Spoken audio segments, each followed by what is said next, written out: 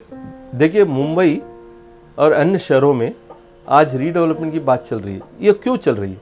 इसके लिए चल रही है क्योंकि जो नया development control and promotion regulation जो अक्का महाराष्ट्र के लिए लागू किया गया, जिसको हम लोग बोलते हैं यूनिफॉर्म DCPR, और मुंबई के लिए development control and promotion regulation 2034, इसमें FSI के अलावा एक additional FSI, premium FSI, axillary FSI, फंजिल FSI, free FSI, parking free, ये ऐसे बहुत सारा प्रावधान दिया है जिससे TDR भी लोड कर सकते हो।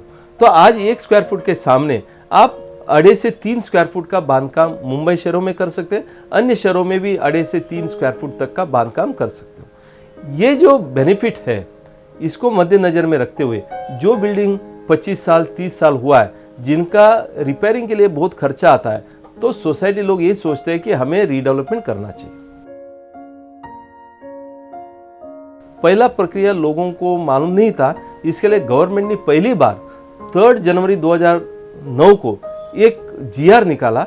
उस GR का नाम ये बताया जाता है कि direction under section 79A of the Maharashtra cooperative society act. Maharashtra cooperative society act में एक प्रावधान है, एक कलम है जिसका जिक्र है 79A। ये जो 79A ये बताता है कि गवर्नमेंट को कभी भी लगता है कि हाउसिंग सोसाइटी का कोई भी सोसाइटी का जो फंक्शनिंग के लिए कोई डायरेक्शन देना है, वो डायरेक्शन दे सकते हैं। तो रीडेवलपमेंट जिस तरह से मुंबई में और अन्य शहरों में होता है वो देखा, महाराष्ट्र गवर्नमेंट ने एक GR निकाला on 3 January 2009 under section 79A of the MCS act. ये जो GR है, इसमें कुछ 25-30 स्टेप्स दिया है, और ये 25-30 स्टेप में पहला स्टेप आता है कि आपको जनरल बॉडी कॉल करना है। उस जनरल बॉडी में आपको 75% के ऊपर लोग उपस्थिति होना चाहिए। उसके बाद आपको रीडेवलपमेंट को लेकर अन्य PMC अपॉइंट होना चाहिए, ये होना चाहिए, वो होना चाहिए, बहुत सारा प्रक्रिया दिया है। उसके बाद गवर्नमेंट को ये पता चला 2009 का GR 2019 तक 10 साल का प्रक्रिया के बाद गवर्नमेंट को लगा नो, इस GR में और थोड़ा सा इम्प्रूवमेंट करना चाहिए। इसके लिए 4 जुलाई 2019 को नया GR निकाला अंडर सेक्शन 79A। पहला सवाल ये आता है, क्या ये डायरेक्शन या जो गवर्नमेंट का GR है 79A, क्या ये कंपलसरी है या ये ऑप्शनल है? तो मैं ये बताऊंगा कि गवर्नमेंट जब भी कोई सर्कुलर निकालता है, नेचुरली एक कंपलसरी होता है, लेकिन ये एक प्रक्रिया, एक सिस्टम, एक प्रोसीजर है, और इसका एक डायरेक्शन बताएगा।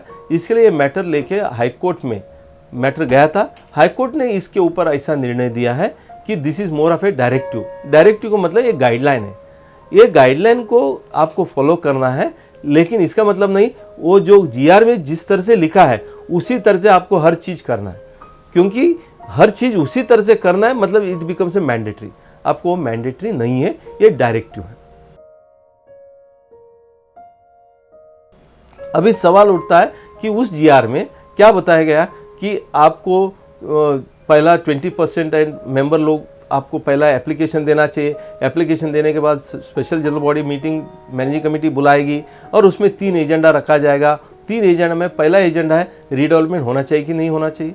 दूसरा एजेंडा है कि आपको PMC अपॉइंट करना है, कौन PMC अपॉइंट होगा।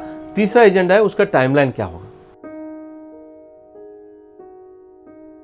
अभी सवाल उठता है, क्या हमें PMC अपॉइंट करना कंपलसरी है?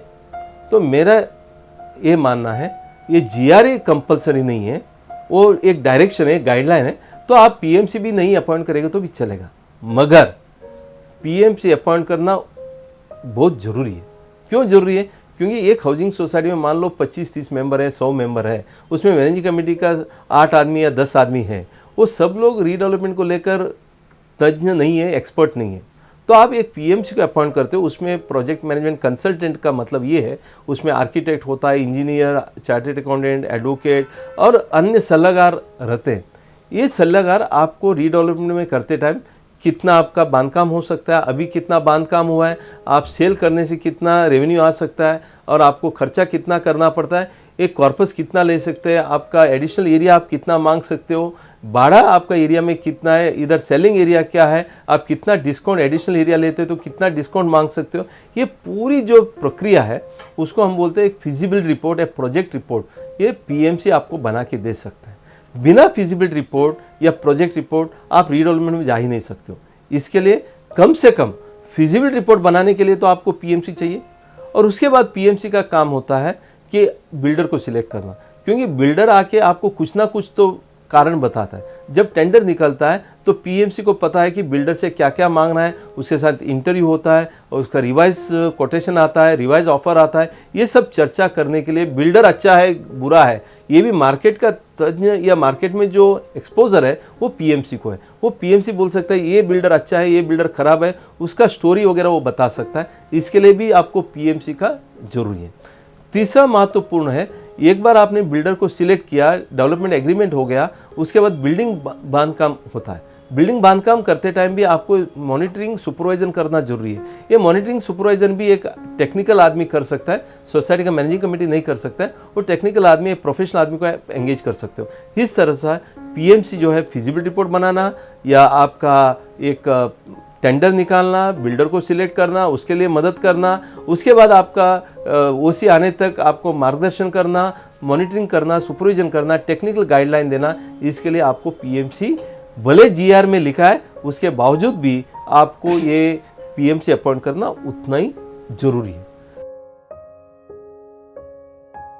तीसरा और महत्वपूर्ण सवाल आता है, क्या हम अलग अलग काम के लिए अलग अलग पीएमसी अपॉइंट कर सकते हैं? फिजिबिलिटी के लिए अपॉइंट करेंगे, उसके बाद हम बिल्डर सिलेक्ट के लिए दूसरा पीएमसी अपॉइंट करेंगे और मॉनिटरिंग के लिए तीसरा पीएमसी अपॉइंट करेंगे, ताकि वो बिल्डर के साथ उसका मिलना जुलना कम होगा।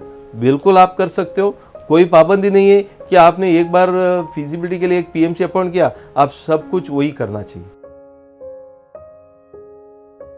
और लास्ट एक सवाल आता है पीएमसी को लेकर, क्या हमें एडवर्टाइजमेंट देना है पीएमसी को सिलेक्ट करने के लिए? बिल्कुल जरूरी नहीं है। आप अपना जो भी मैनेजिंग कमेटी है या मेंबर को आप बोल सकते हो कि आपके पास कोई परिचय का पीएमसी है जिसका अच्छा नॉलेज है, उसको आप रेफर कर सकते हो। उससे 2-3 ऑफर या 5 ऑफर लेके आप जनरल बॉडी में रख के उसको आप अपॉइंट कर सकते हो। और आखिर सवाल ये आता है, पीएमसी का फीस क्या होता है? देखिए, रीडेवलपमेंट में 2 प्रकार का रीडेवलपमेंट होता है, एक सेल्फ रीडेवलपमेंट और एक बिल्डर को अपॉइंट किया हुआ रीडेवलपमेंट। यदि आप बिल्डर को अपॉइंट किया हुआ रीडेवलपमेंट करते हो, जहां आप बिल्डर को आउटसोर्स करते हो, normally PMC 3% to 4% of the construction cost लेता है। अभी आप नेगोशिएट करेंगे, वो 3% आधे टका भी करता है, वो प्लॉट साइज को भी डिपेंड है, पूरा बिल्डिंग को लेकर डिपेंड है। फिर भी 3% to 4% ऑफ कंस्ट्रक्शन कॉस्ट। अभी सवाल उठता है कंस्ट्रक्शन कॉस्ट क्या होता है? कंस्ट्रक्शन कॉस्ट मुंबई में लगभग 3,000 से 4,000 रुपया है। यदि आप 2% भी पकड़ते हो, 4,000 का कंस्ट्रक्शन कॉस्ट है, तो 80 रुपया पर स्क्वायर फुट लगभग आपका प्रोजेक्ट मैनेजमेंट का कंसल्टेंसी आता है। आखिर में और भी एक सवाल आता है, क्या ये सोसाइटी का मेंबर को देना पड़ेगा? द आंसर नहीं है। ये जो भी पीएमसी का कॉस्ट है, शुरुआत में अपॉइंटमेंट करते टाइम आपको देना पड़ेगा शायद, लेकिन जैसे ही आप डेवलपर को अपॉइंट करते हो, वो टेंडर में कंडीशन होगा कि पीएमसी का कॉस्ट बिल्डर ही भरेगा। तो इसके लिए आप टेंडर में वो क्लॉज डाल सकते हो, उससे आप बिल्डर से पैसा ले सकते हो और सोसाइटी के नाम से लेके फिर पीएमसी को टप्पे टप्पे में जैसा जैसा एक स्टेप वाइज जो काम होता है, उसका टेंडर के हिसाब से या कोटेशन के हिसाब से या एमओयू के हिसाब से आप पेमेंट कर सकते हो। इस तरह से पीएमसी लेना ये आपके लिए हितकारक है और 79A डायरेक्शन फॉलो करना ये भी आपका हित में है, क्योंकि एक प्रोसीजर हो जाता है, उसमें जनरल बॉडी कब बुलाना है, जॉइंट मीटिंग कब होगा, रजिस्ट्रार को कब बुलाया जाएगा, वीडियो शूटिंग क्या होगा, ताकि इससे क्या होगा कि आपके ऊपर कोई भी प्रेशर नहीं होगा और कमिटी के ऊपर भी कोई इल्ज़ाम नहीं आ सकता है। इसके लिए 79 इज़ ए रिकमेंडेड स्टेप। यदि आप मुझे पूछेंगे तो आपको करना है। यदि कोर्ट को पूछते हैं तो बोलते हैं ये मैंडेटरी है, मैंडेटरी नहीं है, ये आप डायरेक्टिव है, एक गाइडलाइन है।